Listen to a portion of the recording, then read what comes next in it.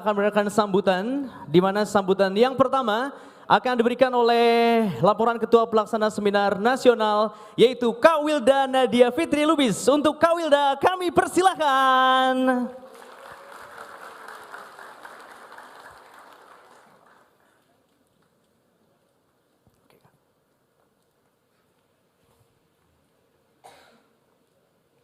Assalamualaikum warahmatullahi wabarakatuh. Salam Om Swastiastu, Namo Buddhaya, salam kebajikan.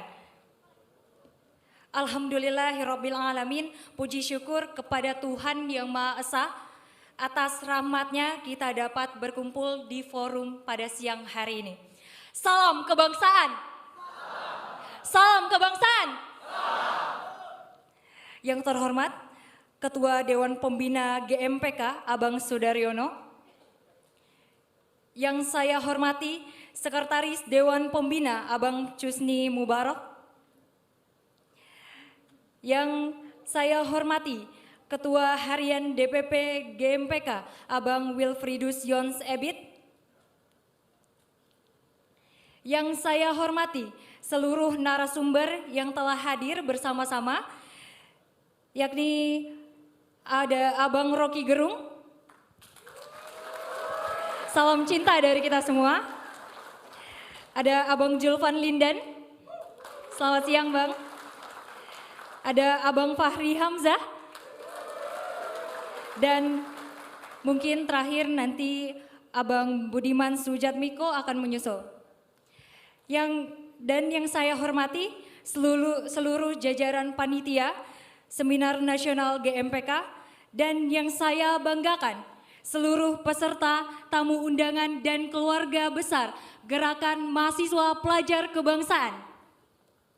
Abang-abang, kakak-kakak, teman-teman, adik-adik yang saya cintai, pada kesempatan ini saya Wilda Nadia Fitri Lubis selaku Ketua Pelaksana Seminar Nasional Gerakan Mahasiswa Pelajar Kebangsaan mengucapkan beribu terima kasih kepada jajaran pembina dan ketua GMPK yang memberikan kepercayaan dan support kepada kami. Terima kasih pula kepada para narasumber yang spektakuler meluangkan waktunya untuk hadir di acara hari ini. Selain itu, terima kasih saya ucapkan kepada seluruh panitia yang dengan penuh loyalitas dan totalitas dalam pelaksanaan acara hari ini. Acara seminar nasional ini merupakan acara perdana yang diselenggarakan oleh DPP GMPK dengan mengusung tema meneropong kepemimpinan masa depan yang dilatar belakangi dengan kepedulian dalam menjawab pemimpin seperti apa yang ideal atau layak untuk melanjutkan estafet kepemimpinan bangsa Indonesia. Adapun jumlah peserta yang hadir dalam seminar nasional kali ini terdiri kurang lebih 850 peserta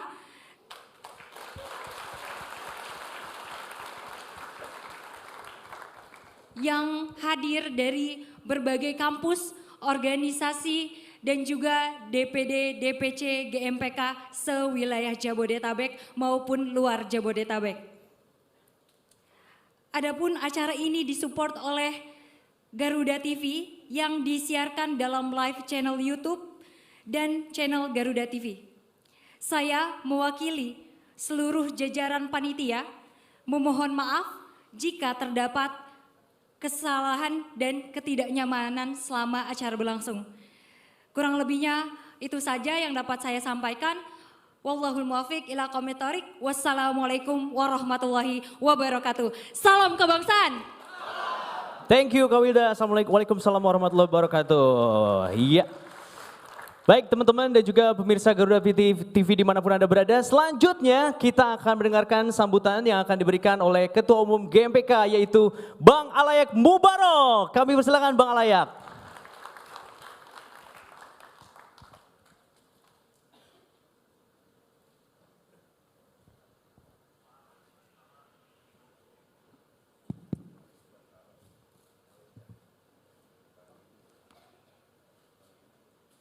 Assalamualaikum warahmatullahi wabarakatuh. Waalaikumsalam warahmatullahi wabarakatuh. Salam kebangsaan. Salam kebangsaan. Alhamdulillah, puji syukur yang luar biasa hari ini. Yang saya hormati Ketua Dewan Pembina Nasional GMBK Bapak Sudaryono, juga Bapak Cusri Mubarok, Sekretaris Dewan Pembina, dan seluruh jajaran pengurus DPP GMBK yang saat ini hadir sebagai panitia maupun sebagai peserta. Yang paling penting di sini yang kita hormati, yang kita banggakan yaitu kehadiran para narasumber yang luar biasa. Beri aplaus untuk beliau sekalian. Ada Bang Fahri Hamzah. Ini kita waktu menghubungi beliau kita juga agak deg-degan karena kita juga tahu jadwal beliau sangat padat. Tapi kita butuh beliau untuk menjadi narsum kita di sini karena beliau bisa dikatakan orang yang tidak pernah ada matinya. Dipecat oleh PKS, bikin partai baru. Semoga tidak ada. Jadi tidak bisa dimatikan, ini kartu yang selalu hidup. Jadi kalau Gelora nanti macam-macam mau mecat beliau, beliau akan bikin partai baru lagi. GMBK juga bersiap kalau dibikin partai, Bang. Jadi Bang Fahri, kita butuhkan beliau untuk menyampaikan gagasan pendapatnya karena beliau sangat punya kompetensi dan kapasitas di bidang itu, terutama di seminar nasional kita. Yang kedua, yaitu narasumber kita, Bung Rocky Gerung. Aplaus untuk beliau. Bung Rocky Gerung, ini waktu kita hubungi saya sengaja memang me-WA beliau, tidak telepon karena saya takut yang nerima telepon itu penyidik. Jadi karena saya menghubungi beliau di saat beliau jadwal pemeriksaan, jadi kita mau telepon, jangan-jangan penyidik yang angkat telepon. Jadi akhirnya kita WA beliau dan alhamdulillah beliau bisa hadir untuk menemani kita, untuk menyampaikan gagasan-gagasan kritis dan yang paling penting adalah beliau orang yang sangat berani, bahkan selalu lolos dari delik apapun ya, Bang Rocky ya.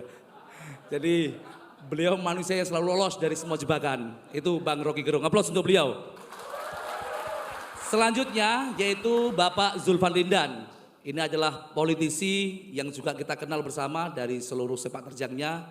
Bahkan beliau saat itu juga tidak dipecat tapi keluar dari Nasdem kalau nggak salah. Keluar dari partai karena tidak cocok dengan salah satu capres yang diusung. Nah ini batuknya Bang Fahri ini lumayan kenceng. Kayaknya siap menampung di Gelora Bang Fahri ya. Atau bikin partai baru lagi. Jadi ini Bang Zulfan Lindan, aplaus untuk beliau. Dan yang saat ini sedang perjalanan, ini ada Bang Budiman Sudatmiko, sedang kita tunggu. Insya Allah 2-3 menit lagi sampai di lokasi. Dan saya ucapkan selamat datang kepada seluruh peserta seminar nasional yang hari ini sudah hadir, baik dari jajaran DPD GMBK maupun DPC GMBK se-Jabodetabek dan juga utusan dari perwakilan kampus-kampus se-Jabodetabek yang hadir pada siang hari ini. Termasuk juga senior-senior kita mungkin ada dari PMI, HMI, GMKI, PMKRI, Cipayung Plus yang hari ini juga hadir. Jadi kalau nanti GMBK masuk di Cipayung menjadi Cipayung Plus. Karena kita akan berada di sana. Saudara-saudara sekalian yang saya banggakan, para narasumber yang saya hormati, sedikit saya ingin mengulas tentang organisasi GMBK. Jadi GMBK ini lahir dari hasil diskusi panjang, kajian panjang, kita berbulan-bulan, bahkan hampir setiap hari kita selesai dari aktivitas kita diskusi untuk merespon dari perkembangan zaman yang begitu cepat. Dari kegelisahan para aktivis kita sering kumpul di daerah Tebet, aktivis-aktivis dari manca organisasi, dengan latar belakang dunia persilatan yang ada, kita berkumpul sampai akhirnya kita bersepakat untuk melahirkan gerakan mahasiswa pelajar kebangsaan. Aplaus untuk GMBK. Jadi bisa dibilang kita adalah new kid on the block.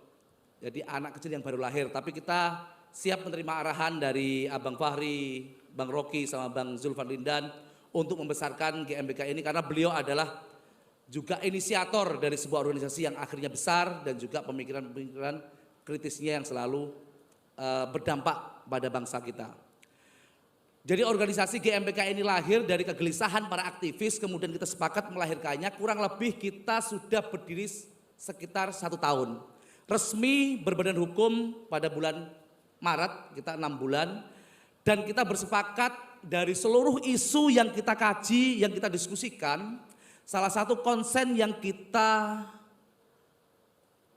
yakini dan kita siapkan adalah adanya bonus demografi yang mencapai puncak pada tahun 2030 dan kesiapan terkait dengan lahirnya generasi 4 2045. Dari momentum itulah kita ingin memberikan satu arah, kalau kata Bang Fahri, arah baru, superpower baru. Jadi kita juga punya arah baru untuk merelaksasi gerakan mahasiswa, untuk merefresh gerakan pelajar yang ini benar-benar bisa menjadi satu motor penggerak di mana mahasiswa menjadi lokomotif perubahan yang ini sampai saat ini menjadi tumpuan di bangsa kita ini. Maka jangan sampai bonus demografi menjadi ancaman bagi kita ketika kita tidak siap, maka itu menjadi bumerang dan racun yang mematikan. Tetapi ketika kita siap, kita akan menuju bangsa yang besar, bangsa yang maju, dan bangsa yang kuat. Saudara-saudara sekalian, terakhir saya ingin menyampaikan pengambilan tema dari seminar nasional ini, yaitu meneropong kepemimpinan masa depan. Kita ingin mahasiswa, terutama generasi muda Gen Z, tidak hanya memilih pemimpin berdasarkan popularitas saja, berdasarkan gimmick-gimmick saja, atau berdasarkan sentimen-sentimen saja. Tetapi hal yang jauh lebih penting yaitu gagasan-gagasan dari para pemimpin yang akan datang, terutama kebutuhan zaman. Karena ada pepatah mengatakan setiap zaman ada orangnya, setiap orang ada zamannya. Maka dari para narasumber kita ingin tahu apa kebutuhan kita untuk 2024 yang paling dekat ini, dan pemimpin seperti apa yang kita butuhkan untuk melanjutkan kepemimpinan saat ini dan juga untuk menahkodai bangsa Indonesia yang sangat besar ini. Oleh sebab itu nanti para narasumber akan mengupas dan saya berharap teman-teman nanti bisa berinteraksi untuk menyampaikan unek-uneknya jika ada yang ingin disampaikan, mumpung ini ketemu beliau langsung di arena seminar kali ini. Mungkin itu yang bisa saya sampaikan. Sekali lagi selamat datang dan saya ucapkan terima kasih banyak. Sekian, Allahul muwaffiq ila aqwamit thoriq. Wassalamualaikum warahmatullahi wabarakatuh. Salam kebangsaan. Waalaikumsalam warahmatullahi wabarakatuh. Thank you Bang atas sambutannya. Baik teman-teman, selanjutnya sebelum kita ke sambutan yang berikutnya dan juga pemirsa Garuda TV, saatnya kita bagi-bagi hadiah. Siapa yang mau angkat tangannya? Ayo angkat tangannya. 1, 2, 3, 4, 5, 6 yang depan. Oke, thank you. Yang sebelah sini mana angkat tangannya? Siap. Caranya gampang banget guys. Oke. Sekarang buka akun Instagramnya masing-masing. Silakan. Yes, buka akun Instagramnya masing-masing. Udah ya. Oke. Selanjutnya jangan lupa untuk follow akun DPP GMPK yaitu @dpp_GMPK. Silakan follow dulu. Follow dulu semuanya. Udah? Oke, udah ya. @dpp_GMPK. Jangan lupa sekarang teman-teman di sini posting semua aktivitas teman-teman ya di sosial media atau di feednya di Instagramnya. Nah, jangan lupa tag langsung ke akun DPP GMPK tadi di @dpp_GMPK. Jangan lupa hashtagnya nih teman-teman ya. Hashtagnya adalah gmpk.id, satu. Hashtag yang keduanya Gerakan Mahasiswa Pelajar. Hashtag yang ketiga Mahasiswa Pelajar Bergerak. Sekali lagi hashtag yang keempat Pemuda Indonesia Terus Maju. Oke, diulangi. Hashtag yang pertama jangan lupa setelah posting di feednya, tag ke akun @dpp_GMPK. Terus jangan lupa pakai hashtag gmpk.id. Yang kedua, hashtag Gerakan Mahasiswa Pelajar. Oke. Yang ketiga, hashtag Mahasiswa Pelajar Bergerak. Yep. Dan yang terakhir, hashtag Pemuda Indonesia Terus Maju. Oke. Nanti jangan lupa postingannya yang kece, yang keren, yang seru, yang ada kaitannya dengan acara seminar nasional ini pastinya. Dan nanti tim kita akan pilih. Yang terpilih gimana caranya? Kita akan DM ke akun masing-masing yang memang dipilih sebagai pemenang. Setuju ya? Setuju. Tepuk tangan sekali lagi buat semuanya. Thank you. Alright, kita akan langsung ke sambutan berikutnya.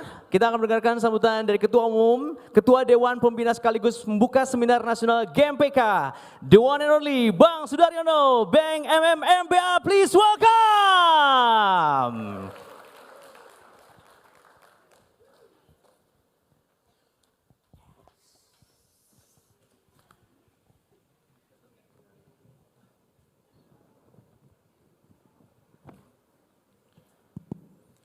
Jadi banyak sambutan, sebetulnya teman-teman semua tidak mau dengar sambutan tapi ingin mendengarkan hasil diskusi, betul?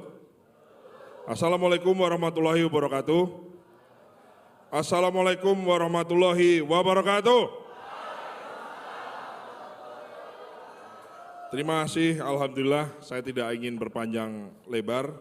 Ya saya, karena tadi Ketum Alek Mubarok sudah menjelaskan semuanya. Saya ingin berpantun untuk narasumber kita, ya. Untuk Bang Zulfan Lindan, ya. Pasir putih di tepi pantai. Saya ulangi lagi, pasir putih di tepi pantai. Kayuh dayang, serokan sampah. Bang, setelah jomblo keluar partai, mau bikin partai sama dengan Bang Fahri Hamzah, kurang lucu. Oke, terima kasih ya. Ya, A for effort, boleh A for effort ya. Saya ingin ke Bang Rocky Gerung. No Rocky, no party ya. Lain ladang, lain ilalang. Ya, yang keras dong suaranya ya. Lain ladang, lain ilalang. Lain lubuk, lain ikannya. Untuk Bang Rocky Gerung, lidah dan ucapan itu ibarat pedang. Tapi tenang, Bang Rocky selalu lolos dari deliknya.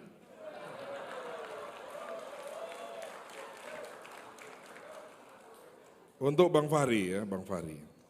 Sang pemuda generasi penerus. Kurang semangat. Sang pemuda generasi penerus.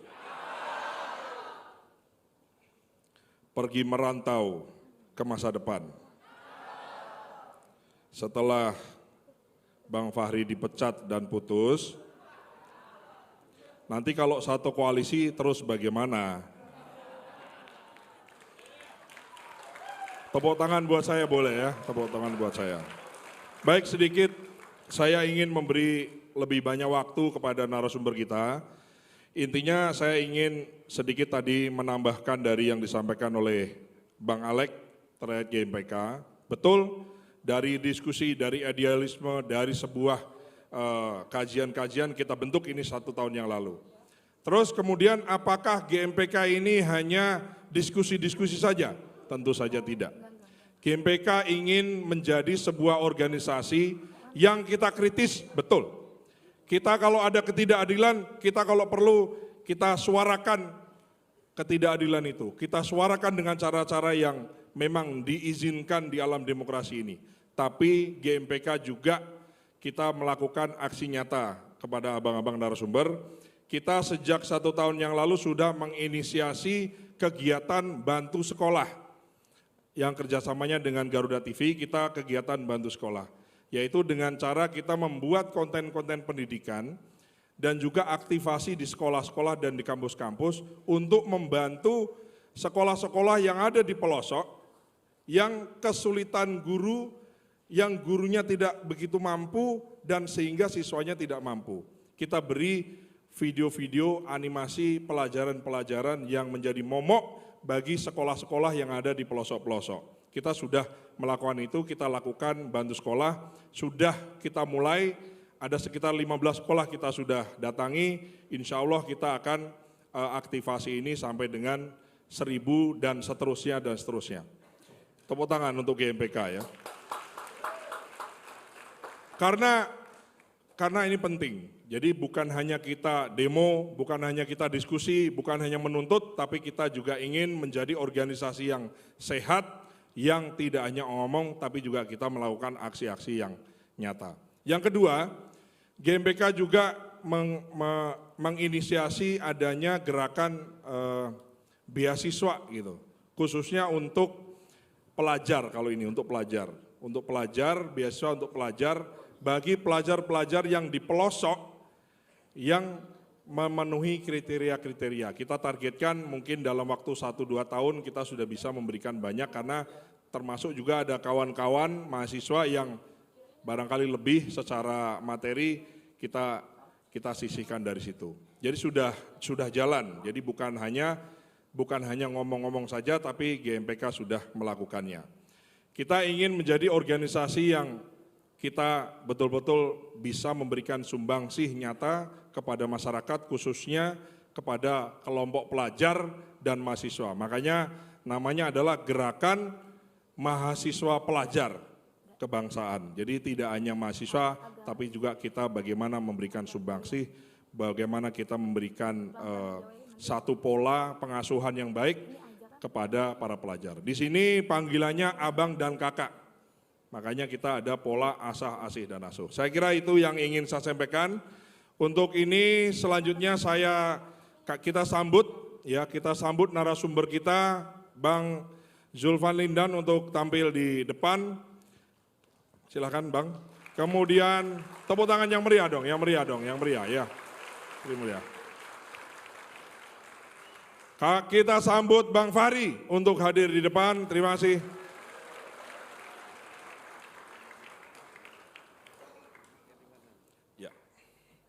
Sebelah sini Bang. Bang Zulfan sebelah sini, Bang Fahri, Bang Rocky. Kita sambut No Rocky No Party, Bang Rocky Gerung.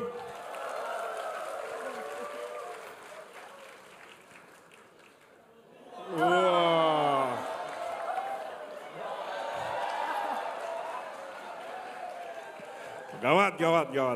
Gawat. Kita sambut Bang Budiman untuk tampil ke depan, langsung Bang, langsung. Selamat datang Bang Budiman. Saya udah nyiapin pantun juga, sebetulnya.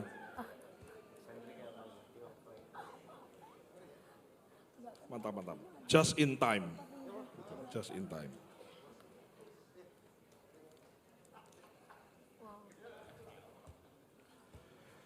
Dan kita sambut moderator kita, Kak Eliusin. Terima kasih Pak Tepuk tangan. Ketum.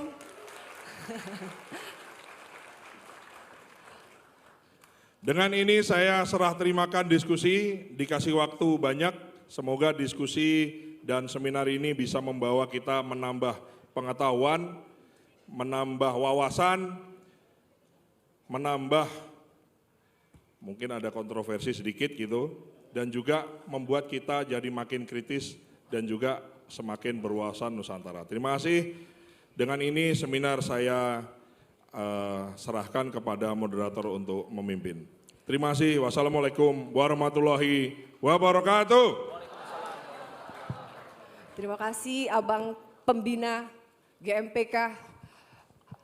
Sebelum saya menyapa para narsum kita yang sudah sangat ditunggu-tunggu, saya sapa dulu juga abang-abang, kakak-kakak, adik-adik.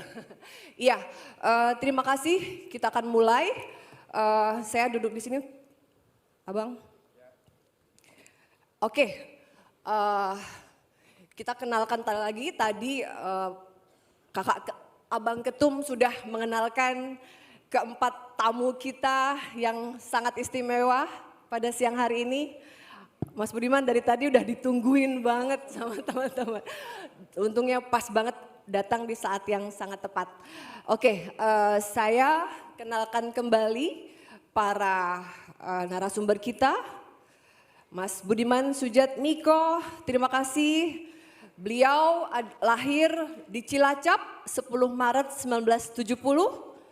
Dikenal sebagai aktivis, politikus, dan juga bintang film loh.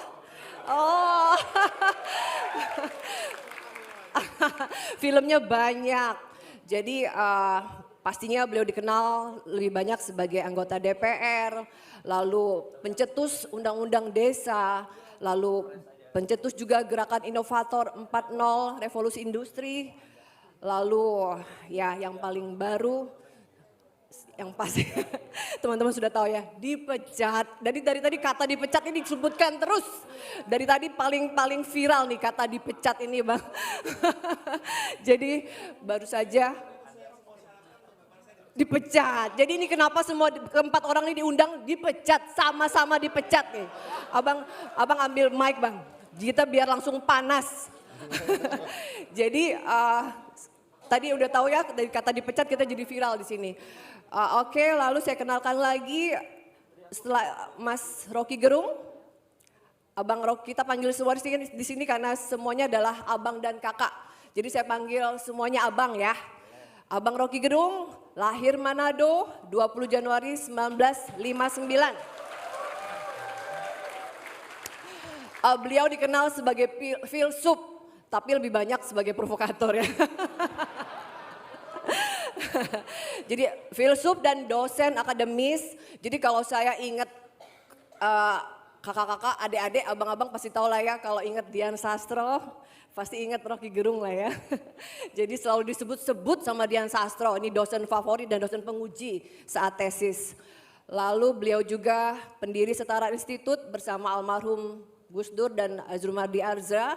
Lalu beliau juga pernah ngajar di Filsafat UI. Lalu Abang Rocky juga bersama Bang Sahrir dan pernah mendirikan Partai Indonesia Baru dan Partai Sri. Tapi ya memang sayang gagal tidak lulus di Kumham. Lalu beliau sebetulnya saya senang mendengar katanya beliau ini filsafat feminisme. Berarti ini pro perempuan banget nih kayaknya. Ya Bang ya, nanti cerita ya Bang kenapa disebut filsafat feminisme. Oke, narasumber kita berikutnya Bang Zulfan Lindan. Abang, kalau abang pernah ingat, saya ini jadi wartawan hampir 23 tahun. Jadi para keempat tokoh ini sebetulnya sudah sangat akrab dengan saya. Saya sering telepon, wawancara. Jadi dari dulu sejak saya jadi reporter di lapangan sudah sering ketemu sama mereka berempat gitu. Jadi Bang Zulfan Lindan ini kelahiran Aceh 1 Oktober 1956. Sempat di PDIP 1999 sampai 2013. Lalu pindah Nasdem, lalu beliau adalah alma mater Jayabaya. Abang saya juga alma mater Notariat Jayabaya, satu alma mater kita. Lalu abang aktivis HMI, jadi sama-sama kakak-kakak, abang-abang, adik-adik, beliau semua para aktivis ini. Jadi lalu kemudian tadi saya sampaikan, apakah kita sebut, tapi menolak disebut dipecat ya Bang, mundur ya, mundur dari Nasdem. Tadi di Bang Rocky bilang Mr. Antitesa. Mr. Antitesa, jadi beliau menyampaikan antitesa Anies adalah antitesa Jokowi. Lalu yang membuat beliau akhirnya mundur dari Nasdem. Ya Bang ya, nanti konfirmasi soal ini ya Bang ya. Lalu yang terakhir, Fahri Hamzah. Sama ya, kita sebut juga sama-sama tadi ditunggu apakah mau bikin partai baru atau tadi seperti Abang pembina kita sampaikan tiba-tiba nanti ternyata dipecat lalu berkoalisi ya Bang ya. Tolong dikonfirmasi lagi nih kita cerita soal ini. Bang Fahri lahir 10 November 1971, kelahiran Utah NTB, sama-sama pernah juga di DPR, lalu di zaman SB dan Jokowi juga. Beliau tadinya PKS lalu kemudian sekarang di Partai Gelora Indonesia, lulusan Fakultas Ekonomi UI, lalu juga sama pendiri kami dulu kalau teman-teman adik-adik semua ingat, kami ini salah satu juga pencetus aktivis mahasiswa Islam yang juga ikut berperan menurunkan rezim Orde Baru. Oke, terima kasih buat abang berempat sudah hadir bersama-sama kita di sini. Nah, sekarang sudah kenalan, saya berikan kesempatan satu persatu untuk opening speech ya, menyapa semua teman-teman, abang-abang, adik-adik dan kakak-kakak di sini. Silahkan dari Bang Budiman dulu. Oh dari sana dulu. Oke giliran. Oke silakan Bang Fahri, mic-nya di situ. Silakan diperkenan 5 menit. Ini soal apa ini ya? Boleh ngomong apa aja, mau langsung jadi provokator juga boleh. Silahkan ngomong Baik, apa. terima kasih. Assalamualaikum warahmatullahi wabarakatuh. Kalau aktivis itu melihat ada perkumpulan mahasiswa sebanyak ini, memang agak ngeri-ngeri sedap ini. Tetapi saya yakin bahwa ini kita lagi mau berpikir sejenak tentang momen-momen penting dalam sejarah kita, karena sistemnya ini belum baik ya. Masa kampanyenya cuma 2 minggu, 2 bulan. Ya.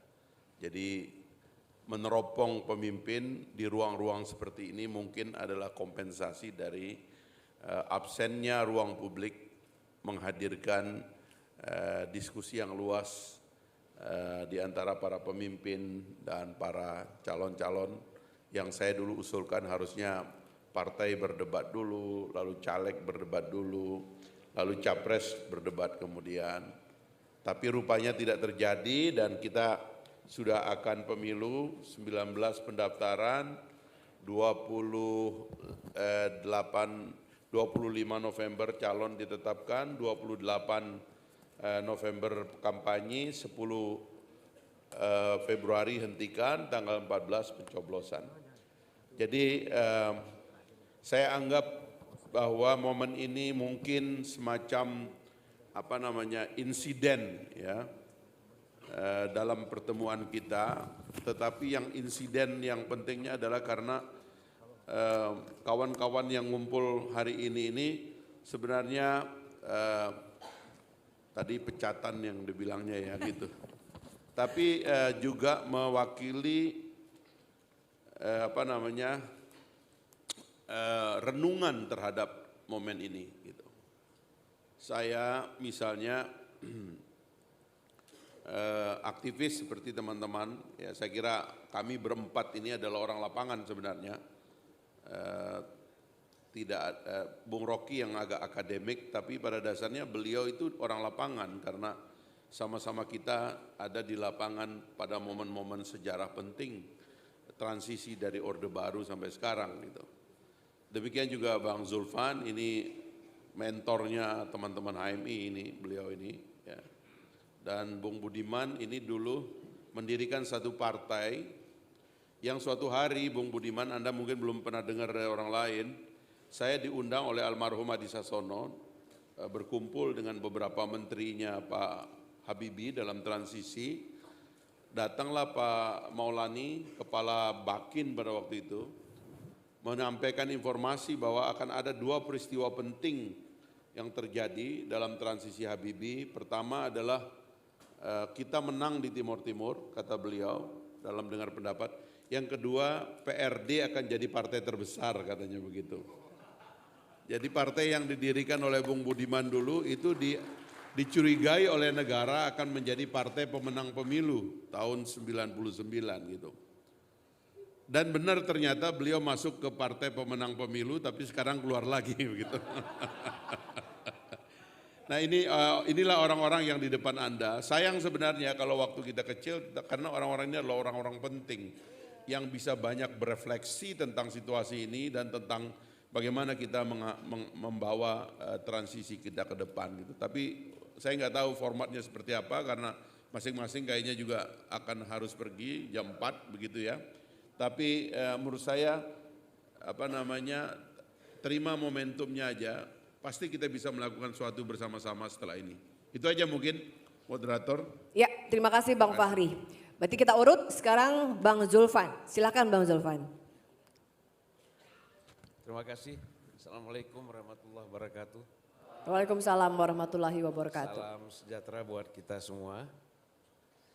Saya saat diundang itu ada WA datang, saya lagi jalan kaki di Irak.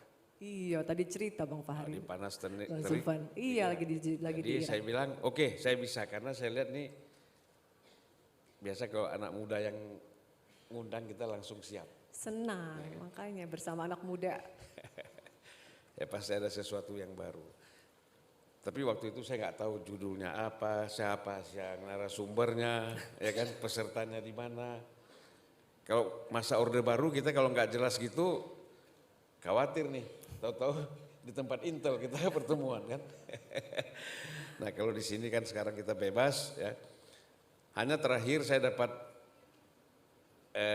WA bahwa kita ingin bicara tentang kepemimpinan. Saya kira ada beberapa orang tanya kepada saya, kenapa sih masih serius bicara soal capres-capres ini? Mereka bilang, nggak ada yang seret kita nih, nggak ada yang cocok nih. Lalu saya bilang memang kalau dari segi leadership nggak ada yang pantas, ya kan? Yang pantas ini kan pejabat, bukan pemimpin. Presiden ya pejabat presiden. Beda kan, kalau Soekarno presiden ya leader, dia pemimpin, gitulah. Atau kita bicara Ho Chi Minh, dia leader, dia pemimpin. Nah, bahkan Jinping juga begitulah. Bahkan kalau ada beberapa presiden Amerika bukan hanya sebagai pejabat, tapi mereka juga leader, gitu loh. Ada sesuatu perubahan gagasan yang luar biasa yang mereka lahirkan. Kalau pejabat kan itu normatif, jalan sesuai dengan aturan yang ada. Tidak ada terobosan yang luar biasa yang dilakukan. Jadi apakah Pak Jokowi pemimpin? Ya bukan, dia presiden. Ya kan? Karena nasib aja dia menang dibeli rakyat. Kemudian bagaimana Anies, lalu Ganjar, Prabowo ya sama juga. Ini pejabat juga latar belakangnya, bukan pemimpin. Jadi kalau kita mengharapkan ada perubahan-perubahan dahsyat dari orang-orang ini, walaupun pakai istilah, apalagi pakai tagline perubahan, apa yang mau dirubah? Dia sendiri nggak ngerti tentang apa yang mau dirubah. Ya? Nah jadi gitu. Tetapi saya objektif aja, objektif nih ya. Kalau daripada tidak, dari ketiga ini saya bilang yang masih lumayan ada kepemimpinan sedikit ya Prabowo. Itu terus saja. Iya kan? Kenapa? Kenapa? Dari segi pengalamannya. Ya pontang-panting dia ini kan. Kalau kita tanya Anies pontang-pantingnya di mana? Ya nggak ada. Ya kan?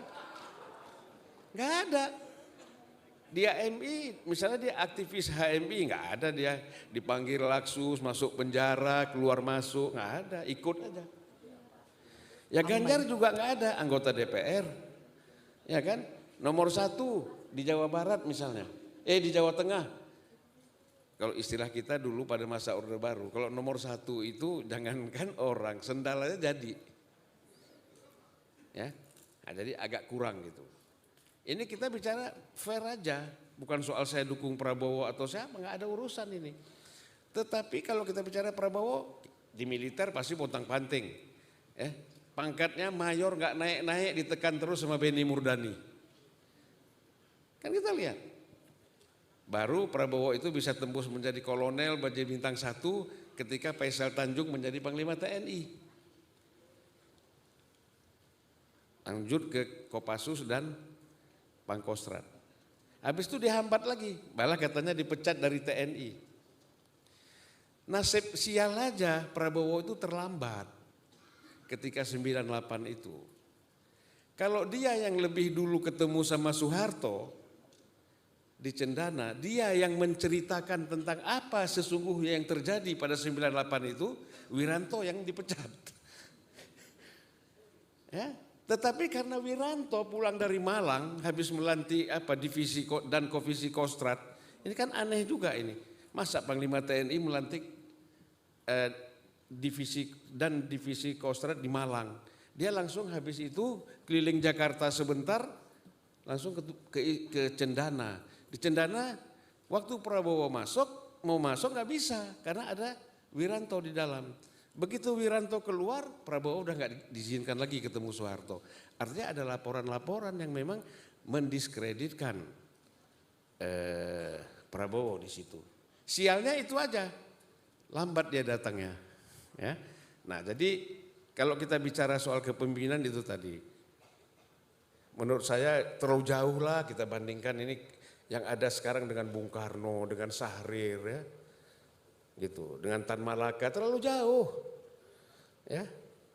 Mereka ini udahlah bikin trotoar yang bagus saja udah cocok itu. Gak usah terlalu jauh mengharapkan perubahan-perubahan besar ya.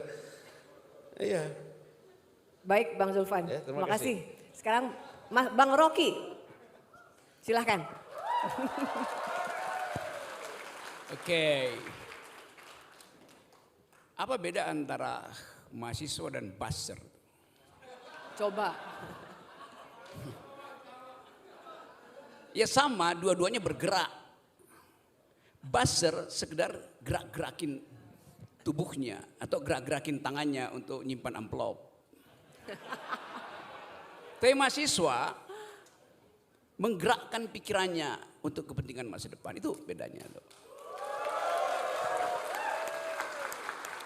Jadi ini forum yang benar karena menyebut gerakan mahasiswa pelajar kebangsaan. Jadi gerakan mahasiswa itu adalah pikiran yang ditanam di dalam tubuh gerakan. Itu dasarnya.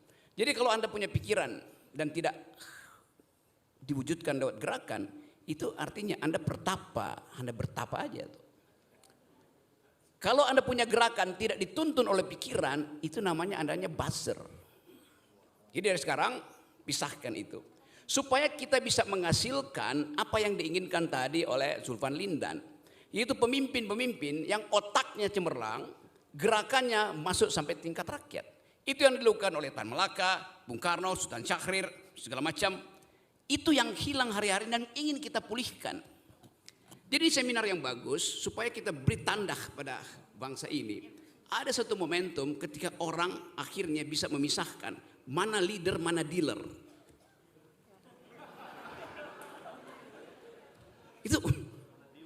Itu yang kita inginkan hari ini. Jadi kita ucapkan selamat datang pada pikiran. Dan pikiran memang berbahaya. Wangi pikiran itu tetap disebut wangi kalau tumbuh di dalam gerakan. Dan gerakan itu bisa menghasilkan demonstrasi, people power segala macam. Jadi pikiran berbahaya karena dia potensial untuk menghasilkan gerakan. Wangi tetapi berduri, sama seperti lagu Poison itu. Every rose has its thorn. Ini ada yang doyan slow rock itu. Setiap mawar berduri. Tetapi hanya disebut mawar kalau dia berduri. Jadi kita ingin supaya pembicaraan nanti ini masih semacam kata pengantar. Saya ingin agar supaya ada percakapan yang tajam. Untuk menilai siapa leader, siapa dealer. Siapa yang sebetulnya sekedar berkoalisi untuk mendapatkan cocktail efek elektoral. Siapa yang memang menginginkan ada pikiran diinvestasikan pada teman-teman muda. Nah, kita ingin lihat menguji pemimpin ke depan dengan dua kasus. Apakah pemimpin-pemimpin kita punya kemampuan untuk mendeteksi kemungkinan pecahnya proxy war di Pasifik? Apakah pemimpin kita mampu untuk mengevaluasi diri dan mampu bercakap-cakap dengan grammar dunia hari ini yang disebut environmental ethics? Artinya dua kualitas ini di 2024 akan diujikan pada para pemimpin kita. Mampu nggak dia bicara tentang global security? Mampu nggak dia tahu bahwa masyarakat intelektual dunia sedang gandrung dengan grammar yang disebut environmental ethics? Jadi dua itu yang saya ingin tanamkan supaya kita tumbuh di dalam peradaban baru. Peradaban yang memungkinkan kita mencari pemimpin dalam kapasitas itu. Itu dasarnya. Jadi sekali lagi, selamat datang gerakan mahasiswa. Ini kita sebut apa tadi? GMPK. Gerakan mencari pemimpin keren gitu.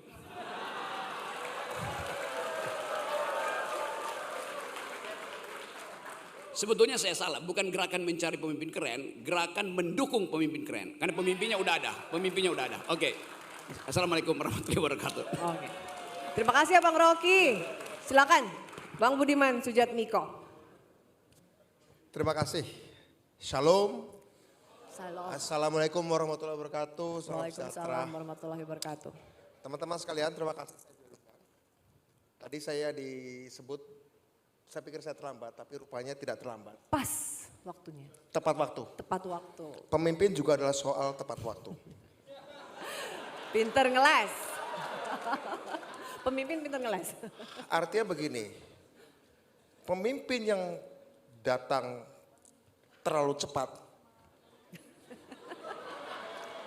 dia akan kehilangan konteks waktu yang memang belum matang. Pun pemimpin yang datang terlambat. Pak Prabowo sudah berkali-kali mencalonkan diri jadi presiden. Bahkan pernah jadi calon wakil presiden di tahun 2009. Pada saat itu beliau hadir terlalu cepat. Karena di dalam posisi waktu sejarah Indonesia 98, suka tidak suka, di dalam lakon itu Pak Prabowo perannya antagonis. Dan 2009 masih dianggap terlalu dekat jaraknya dalam lakon antagonis tahun 98. Kemudian muncul lagi di tahun 2014. Rupanya masih juga Pak Prabowo belum tepat waktu. Tapi di tahun 2014 bukan karena dia berhutang pada 98 saat perannya antagonis. Tapi pada tahun 2014 sebuah bangsa yang baru pulih dari elitisme atau politik yang bergaya elitis, bangsa itu lagi butuh pemimpin populis. Kita tahu bahwa suka tidak suka memang gaya pendekatan Pak SBY memang sangat berbau elitis. Sehingga munculnya slogan Jokowi sebenarnya karena pada waktu itu rakyat lagi butuh pemimpin yang turun ke bawah. Pemimpin yang menyapa ke bawah. Ada kebutuhan itu. Kata belusukan, kata Jokowi adalah kita memang adalah sentimen sosial dari sebuah bangsa yang selama 10 tahun pendekatannya elitis. Kan Pak SBY itu kan gambaran yang dibayangkan orang Indonesia ke depan. Bukan gambaran tentang diri mereka sekarang.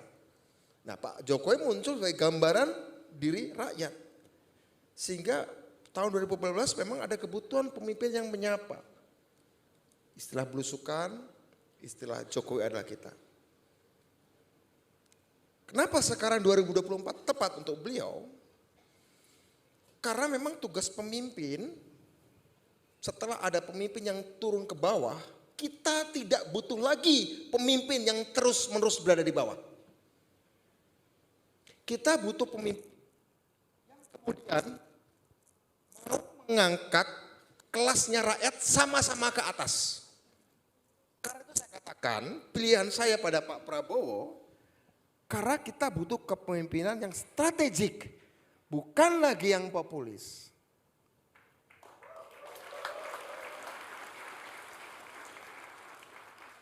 Kepemimpinan strategik tidak meninggalkan pembelanya pada rakyat. Kepemimpinan strategik tidak lagi bukan mengkhianati rakyat. Dia tidak lagi menemui rakyat di pinggir jalan. Dia membawa rakyat bareng-bareng ke pentas dunia. Itu pemimpin strategik. Pemimpin strategik ada dua unsur. Unsur ruang dan unsur waktu. Geostrategik. Pemimpin yang punya pandangan-pandangan strategik karena melihat ruang. Dan sekaligus pemimpin strategik karena melihat waktu. Pada ruang apa Indonesia ini di dalam global supply chain? Pada waktu apa Indonesia ini di kurun waktu ini ada dalam global supply chain industri? Oke, ruang dan waktu. Kesimpulan saya dalam ruang strategis dan waktu strategis dalam global supply chain ini teman-teman, ada faktor-faktor yang harus kita lihat. Faktor-faktor ini, variabel-variabel ini bisa kita jadi patokan dari mana sebuah negara itu ada dalam geostrategi dan waktu strategis dalam rantai pasok global ini. Jika satu negara sumber daya manusianya bagus, sumber daya alamnya bagus, politiknya liberal, punya nuklir, senjata nuklir maksud saya, dia bisa jadi superpower.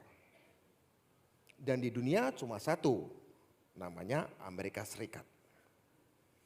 Jika ada negara sumber daya manusianya bagus, sumber daya alamnya bagus, politiknya tidak liberal, dan punya dipayungi senjata nuklir, dia juga bisa jadi superpower dan menjadi penantang superpower yang pertama.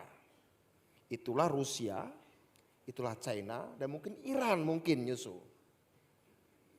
Jika ada negara sumber daya manusianya bagus, sumber daya alamnya pas-pasan, politiknya liberal, dia bisa menjadi negara besar dan maju, tapi tidak akan pernah jadi superpower. Itulah Uni Eropa, itulah Jepang, itulah Korea Selatan.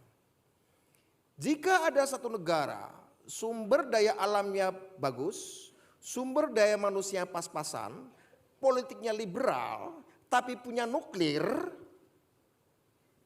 konflik-konflik sosial di dalam negara itu selalu bisa dicegah untuk tidak dicampur tangani oleh kekuatan global. Karena dia punya payung nuklir. Setajam apapun konflik sosial di negara itu tidak akan pernah terjadi separatisme. Karena dia punya payung nuklir. Setiap kekuatan global yang akan campur tangan sampai memecah bangsa itu akan berpikir ulang. India kesenjangan sosial luar biasa, tapi separatisme tidak akan pernah menjadi potensi. Pecahnya India dan Pakistan kan sebelum mereka punya nuklir dulunya. Oke? Tapi kalau ada negara sumber daya alamnya bagus, sumber daya manusia pas-pasan, politiknya liberal, tidak punya payung senjata nuklir, konflik sosialnya bukan cuma vertikal, tapi bisa horizontal dan bahkan bisa mengancam perpecahan negara itu. Jika seorang pemimpin punya kepekaan melihat dan membaca variabel-variabel itu dalam global supply chain, rantai pasok global secara ruang, geostrategi atau waktu strategis, maka dia disebut sebagai pemimpin strategis. Pemimpin strategis. Hari ini kita harus menyadari bahwa kita bersama Afrika, bersama Amerika Latin adalah kategori kelima ini. Liberal, SDM-nya biasa-biasa saja, SDA-nya kaya, tidak punya senjata nuklir. Ini kayak anaknya orang kaya, agak bego, uangnya banyak, main sendirian, gak bawa beceng, dikerjain orang. Ini nasib Indonesia, ini nasib Amerika Latin, ini nasib Afrika. Pemimpin yang menyadari ini akan tahu apa yang harus dilakukan. Kalau diselesaikan sekedar dengan menyelesaikan soal-soal di lapangan, itu kebutuhan 2014, tapi tidak 2024 ke depan. Ya, tidak untuk 2024 ke depan. Dari 3 tokoh yang ada, silakan Anda berpikir mana yang populis, mana strategis, mana yang intelektualis. Ada satu yang intelektualis. Itu hanya dibutuhkan ketika negara ini kelembagaannya sudah terbangun. Kelas menengahnya sudah kuat, inovasinya sudah luar biasa. Universitas-universitasnya sudah masuk kelas dunia. Kita butuh pemimpin-pemimpin yang bisa lenjeh secara intelektual. Yang bisa menari. Anda taruh orang biasa pun gak apa-apa, sistemnya terbangun. Gak apa-apa, tapi itu nanti mungkin 20 tahun lagi. Tapi kalau populisme tidak. Jembatan antara pemimpin populis dengan pemimpin intelektual adalah kepemimpinan. Serial kepemimpinan strategis dalam pemahaman atas rantai pasok global, geostrategis dan waktu strategis. Di mana dan kapan Indonesia berada sekarang. Saya kira itu. Terima kasih. Tes. Baik, terima kasih Bang Budiman. Tadi sudah menjelaskan soal pemimpin strategis dan populis yang sebenarnya sudah saya tanyakan tapi sudah dijawab di awal. Oke, nah terkait narasumber lain menyikapi situasi geopolitik sekarang, saya mohon elaborasi dari kebutuhan kepemimpinan ini dari ketiga narasumber lain. Bang Fahri dulu, mungkin silahkan Bang Fahri menyampaikan soal elaborasi kebutuhan kepemimpinan di tengah situasi geopolitik saat ini, Abang. Silakan Bang. Iya, memang ada dua hal yang mesti kita, kalau kita bicara langsung soal problem kita di dalam negeri dengan problem kita di luar. Kalau kita bicara problem kita di dalam negeri, transisi yang disebutkan oleh Bung Budiman, dan saya kira kita semua merasakan sekarang, kenapa saya menganggap bahwa ada transisi kecil yang harus kita lalui dengan baik, yaitu transisi dari Pak Jokowi yang tadi disebut oleh Bung Budiman, pemimpin populis dengan segala macam ekses positif dan negatifnya, karena ada positifnya yang disebut oleh Bung Budiman tadi, tapi ada negatifnya juga. Karena negara kita itu memang sering menjadikan pemimpin-pemimpin populis itu sebagai mangsa daripada feodalisme. Ini problem di bangsa kita. Sehingga kemudian ada banyak tentakel kekuasaan yang tidak terkendali. Itu yang terjadi sekarang ini gitu. Jadi keinginan kita untuk melihat satu pemimpin yang solid itu agak sulit kita miliki, karena tadi populisme sering membuat menyusupnya kaum feodal dan menyebabkan tentakel kekuasaan itu tidak kelihatan serempak gitu. Seperti yang terjadi pada Bung Rocky, ya, sebuah forum diadili oleh orang yang tidak punya legal standing, gitu, dan kekuasaan masih mengizinkan operasi-operasi semacam ini, ya. Ya itu diantara sebab dari populisme itu tadi. Nah sekarang ini sudah kita sadari, tapi tinggal bagaimana mengatur transisinya. Makanya waktu itu terus terang waktu kita membaca dan mengevaluasi kejadian 5 atau 2 periode terakhir sengketa pemilu kita, saya sendiri sangat membayangkan bahwa elit berpikir ini akan bisa punya komitmen hari ini dan ke depan. Hari ini adalah ayolah kita pikir agak pakai akal yang agak rasional dikit lah. Supaya pemimpinnya jangan yang coba-coba dan kalau bisa yang tahu siapa-siapa gitu. Problem dari Pak Jokowi juga adalah waktu dia berkuasa, dia tidak terlalu banyak siapa-siapa yang ada di Jakarta ini. Jakarta ini kan kebun binatang. Elitnya itu banyak yang kita tidak kenal. Dan itu problemnya Pak Prabowo karena dia terlalu kenal siapa orang. The man who knows too many things. Jadi dia terlalu banyak orang sehingga nanti ketika dia berkuasa itu ada banyak orang yang khawatir juga begitu.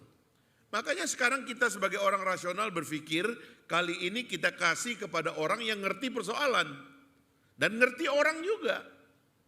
Supaya kehendak untuk main-main dan lain sebagainya ya, nyopet-nyopet ya, menggunakan kekuasaan dan sebagainya, itu kita hentikan. Karena ada problem kedua yang tadi disebut oleh Bung Budiman. Kehendak untuk bersatu dan menyongsong menghadapi tantangan masa depan yang makin berat. Perang nuklir ini di depan mata. Persaingan negara adidaya itu di depan mata, perebutan sumber daya. Rempang itu apa? Rempang itu adalah perebutan sumber daya global, itu bukan mainan lokal itu. Itu persaingan dagang antara Amerika dan Cina, di mana ada proyek Cina mau dimatikan, itu di mana-mana di dunia. Terjadi di Vietnam, terjadi di Asia Tenggara itu terjadi, di Malaysia berkali-kali terjadi. Nah kita ini negara terlalu besar untuk menjadi collateral damage daripada pertarungan global. Kita harus punya orang yang tahu persoalan. Pada hari dia memimpin dia udah tahu nih pergerakan global kemana, permainan ini akan ke arah mana. sehingga dia akan menyelamatkan kita, menyelamatkan perahu besar ini. Jangan jadi collateral damage dari pertarungan orang lain yang diimpor ke tempat kita rusak, orang lain pesta pora. Nah, jadi saya kira itulah kepentingannya. Kenapa kita ini berada dalam satu kesepakatan. Tapi ini memang saya terus terang berharap orang-orang seperti Bung Budiman akan ada dalam pemikiran transisional yang baik. Sebab apapun akibat dari ketegangan kemarin masih ada. Saya sering bilang sama teman-teman, bagaimana ngomongnya kepada elit-elit ini, terutama mungkin elit pergerakan mahasiswa. Ayolah, jangan lagi kita mengentertain cara bertarung kekanak-kanakan yang kemarin gitu loh. Coba agak sehat dikit mikirnya kita ini gitu. Termasuk juga kita ngomong kepada polisi, kepada intelijen dan sebagainya. Ayolah, ini soal kepentingan nasional. Jangan lagi istilahnya itu kesempatan dan kesempitan ini dipakai gitu loh untuk kepentingan kecil yang partisan gitu. Saya kira itu tawarannya, sehingga sekali lagi kita nggak bicara prinsip-prinsip kepemimpinan. Saya terus terang kalau disuruh menilai antara Prabowo dengan dua kawan kita yang lain ini tidak bisa dibandingkan. Kalau saya ya mohon maaf aja, karena saya terlalu tahu juga kawan-kawan itu. Ini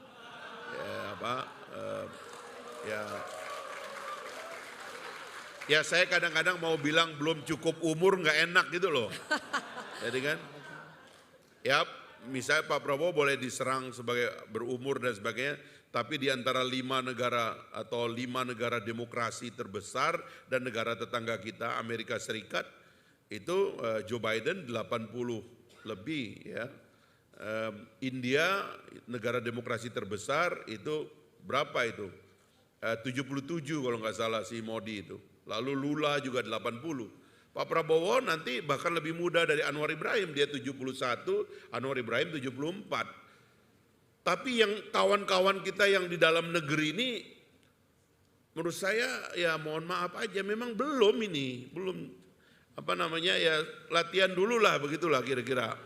Baik. Sehingga menurut saya jangan terlalu ngotot juga, dan yang saya khawatir itu adalah ngotot menggunakan atau mengeksploitasi emosi massa untuk berpecah belah. Itu aja yang saya khawatirkan.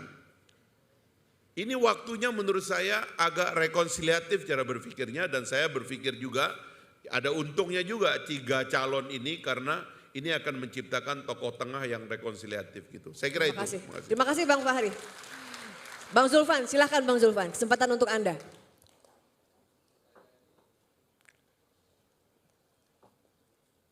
Coba Bang Zulfan, bisa?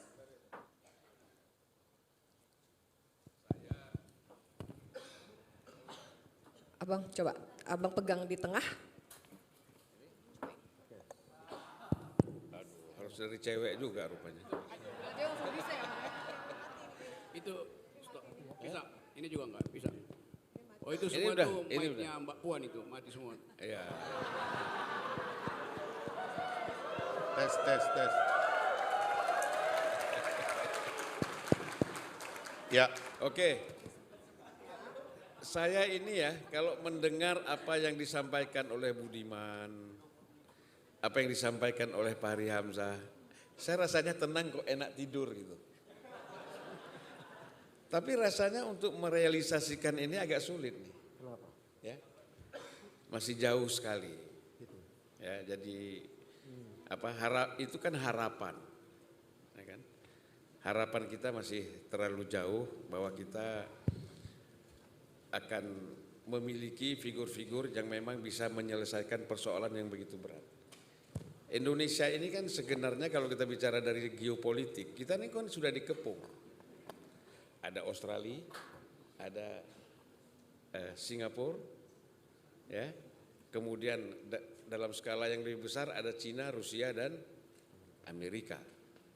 Nah kita kan sebenarnya posisi kita kan di dalam di dalam negara-negara adikuasa ini yang punya satelit yang namanya Singapura dan Australia. Ya. Nah, Singapura, Australia ini kan udah pasti satelitnya Amerika yang selalu untuk mengontrol apa saja perkembangan di Indonesia. Di timur ada Australia, kemudian di sini kita Selat Malaka, ada Singapura, plus yang lain-lain lah. Kalau Korea, Jepang itu kan terlalu jauh ya. Nah jadi bagaimana kita keluar dari posisi ini supaya kita ini menjadi satu kekuatan, ya kita nggak bisa sendiri juga, tapi paling tidak diperhitungkan sebagai satu kekuatan yang seimbang dengan mereka.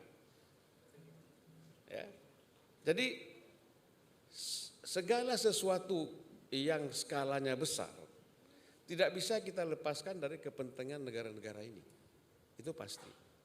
Misalnya satu contoh lah, orang bilang pilpres. Ya pilpres ini pasti Amerika berkepentingan.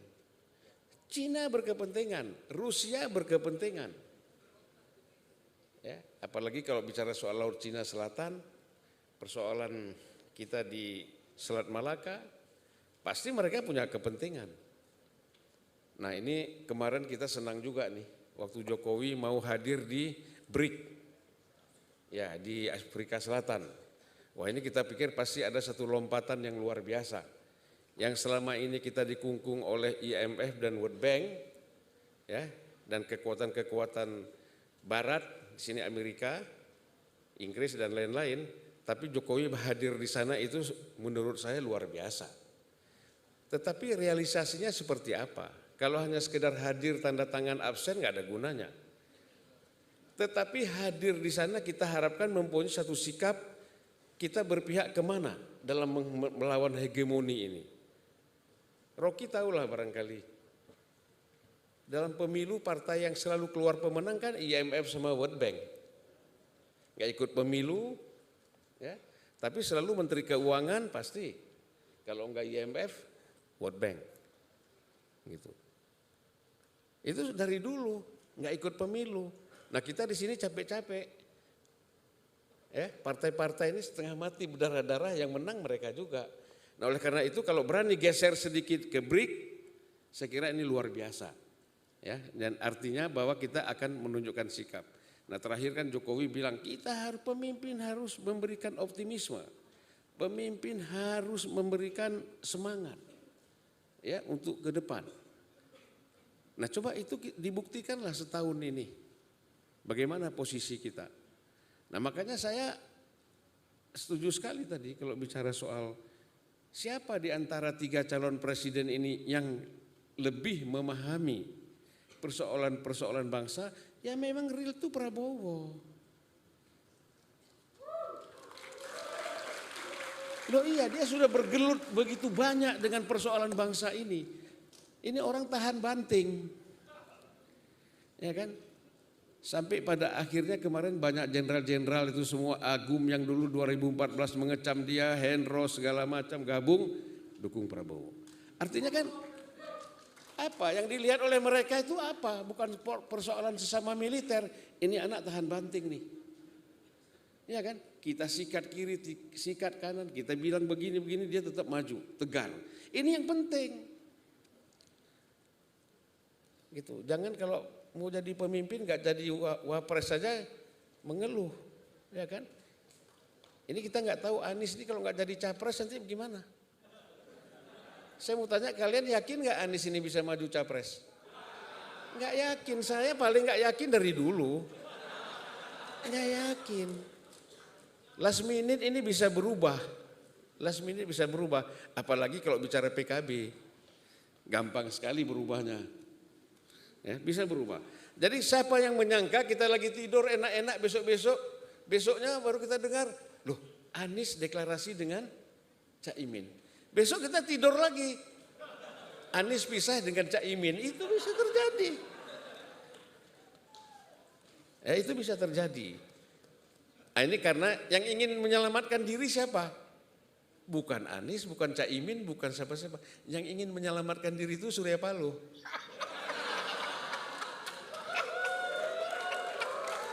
Iya, betul.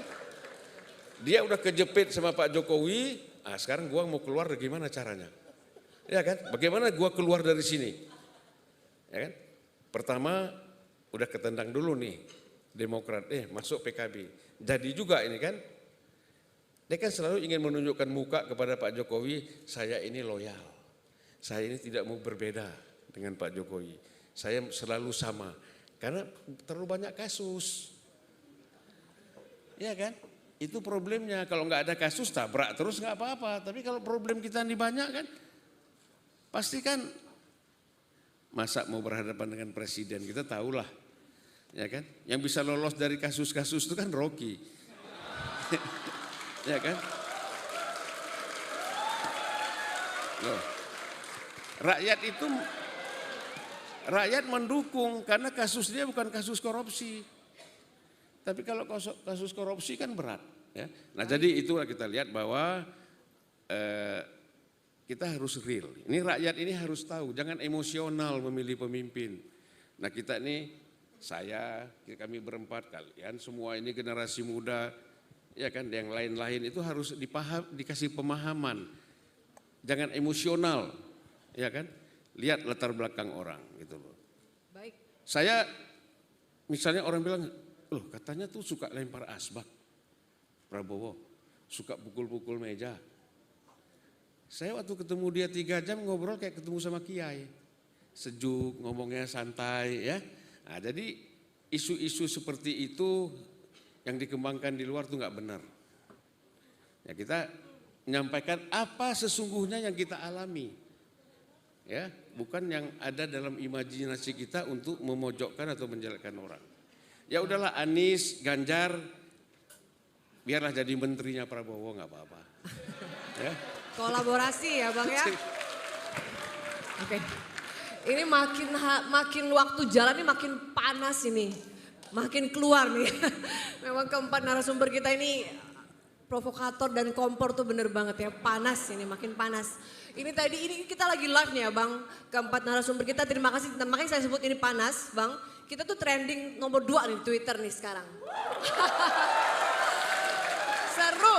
Karena ini narasumber kita ini memang paling ditunggu ya, suara mahasiswa sekali nih. Bang Rocky silakan. Tadi Bang Zulfan lagi ngomong, Bang Rocky gini-gini nih. Terus.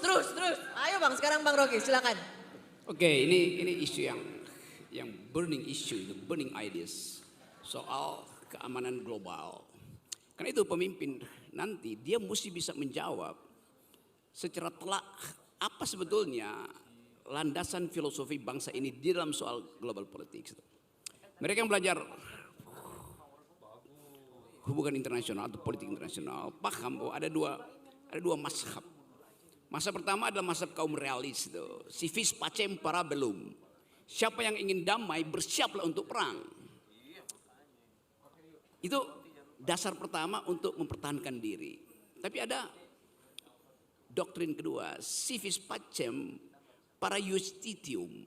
Siapa yang ingin damai bersiaplah untuk adil. Sebelum Anda dapat kedamaian berlaku adil. Saya coba ulas 2 soal itu. Karena ini akan jadi ujian pada presiden-presiden nanti, pada 3 calon itu. Paradigma mana yang ada di kepala Prabowo, di kepala Anies, di kepala Ganjar soal global politics. Kalau ditanya siapa presiden yang paham tentang isu militer, isu security di Asia Pasifik misalnya, ya Anies. Sebelum Anies meninggalkan AHY.